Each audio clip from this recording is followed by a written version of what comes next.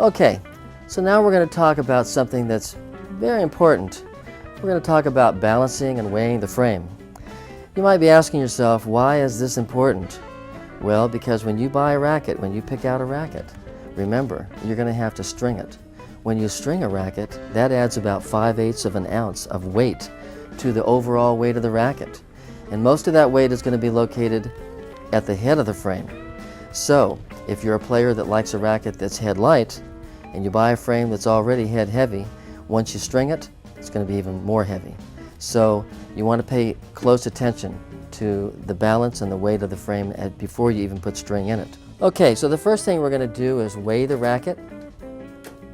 So we put it on the scale, and the scale is telling us that the racket weighs about 11 ounces unstrung. Okay, now, so I know that that's within my perimeters. If when I string that racket, it's going to be about 11 5/8 of an ounce overall weight. And that's fine for me. That's fine for my play. Now, the second thing that we're going to want to do is balance the frame. All rackets are made just a little bit different. Even if you pick up 10 rackets that are all exactly alike, they're going to be a little bit different. When they wrap these rackets, sometimes they put a little bit more wrap than others. So what looks like is the same frame could wind up being a little bit different with the balance. And we're going to bring it down to the balance scale. And what we're looking for is to see where the balance of the racket is.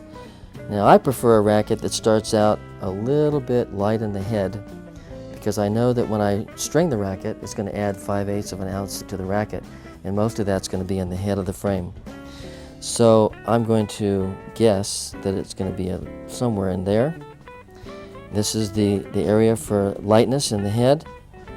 We'll move it just a little bit more, and it should be on now. Okay, so this is telling us that the head of this racket is slightly light in the head, and that's just where I like it.